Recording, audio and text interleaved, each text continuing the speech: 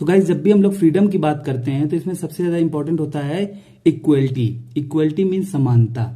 Equality as justice means सभी को समान न्याय मिलना चाहिए। और इक्वलिटी एज सिटीजन मीन्स सभी नागरिक समान हों। Equality in this society means समाज में समानता होनी चाहिए। तो गाइज इस चीज को इंडिया में सुप्रीम कोर्ट इंश्योर करता है एंड देखता है कि ये सारी चीजें फॉलो हो रही हैं या नहीं हो रही। तो हेलो गाइज, आपका स्वागत है लॉ ऑडिट चैनल पर। एंड इस वीडियो में हम लोग बात करेंगे power and structure of the supreme court. तो गाइज अगर हम लोग इंडिया की बात की जाए तो इंडिया में डेमोक्रेसी सिस्टम फॉलो होता है और किसी भी डेमोक्रेसी सिस्टम के लिए तीन चीजें इंपॉर्टेंट होती हैं, लेजिस्लेटिव, एग्जीक्यूटिव एंड जुडिशरी। और अगर इंडिया की बात की जाए तो इंडिया में जुडिशरी का काम होता है कि जो भी कॉन्स्टिट्यूशन में लिखा है, संविधान में जो भी चीज लिखी है उस चीज को फॉलो करना और देखना कि लेजिस्लेटिव और एग्जीक्यूटिव उस चीज को फॉलो कर रहे हैं या नहीं कर रहे हैं। और अगर हम लोग बात की जाए कि जुडिशियल सिस्टम कौन सा फॉलो होता है इंडिया में, तो इंडिया में independent integrated judicial system follow होता है। तो गाइस इंडिपेंडेंट मीन्स इसमें लेजिस्लेटिव और एग्जीक्यूटिव का कोई हस्तक्षेप नहीं होता है। और इंटीग्रेटेड मीन्स जैसे कि सेंटर और स्टेट की जो पावर्स होती हैं वो शेड्यूल 7 में दी गई हैं लिस्ट में, जैसे कि state list, central list and concurrent list, इसमें सबके पावर्स बताई गई हैं। बट जुडिशरी में सिंगल जुडिशियल सिस्टम फॉलो होता है। एंड अगर हम लोग बात की जाए structure of the judicial system, India में जुडिशियल सिस्टम का स्ट्रक्चर क्या है, तो गाइस सबसे हाईएस्ट एपेक्स कोर्ट होती है सुप्रीम कोर्ट, और उसके नीचे आती है हाई कोर्ट, और उसके नीचे आते हैं डिस्ट्रिक्ट कोर्ट्स, एंड उसके नीचे आते हैं अदर सबऑर्डिनेट कोर्ट्स।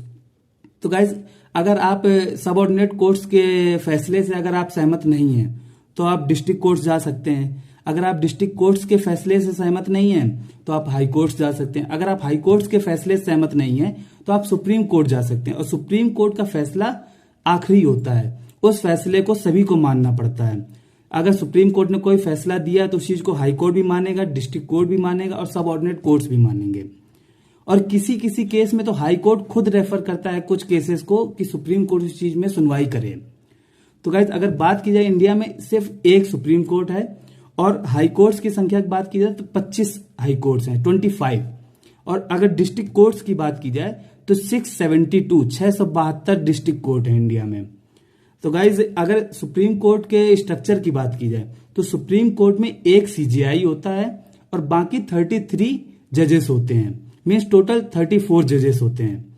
और इनका जो अपॉइंटमेंट होता है वो कोलिजियम सिस्टम से फॉलो होता है। मीन्स कोलिजियम सिस्टम में मीन्स जैसे कि जो सीजेआई होता है प्लस 4 सीनियर मोस्ट सीनियर जजेस होते हैं सुप्रीम कोर्ट के, वो रिकमेंडेशन देते हैं कुछ जजेस के नेम कि इनका अपॉइंटमेंट होना चाहिए सुप्रीम कोर्ट में।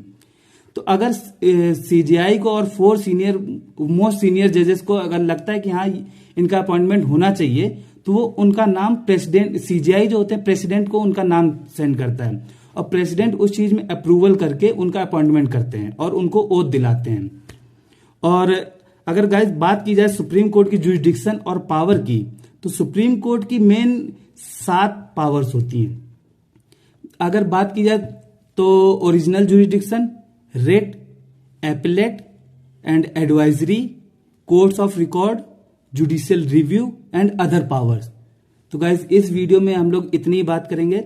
एंड अगर आप चाहते हैं कि जो पावर्स मैंने बताई हैं इनको मैं एक्सप्लेन करूं तो आप कमेंट करिए नीचे और बताइए कि हाँ इन पे एक सेपरेट वीडियो बनाइए।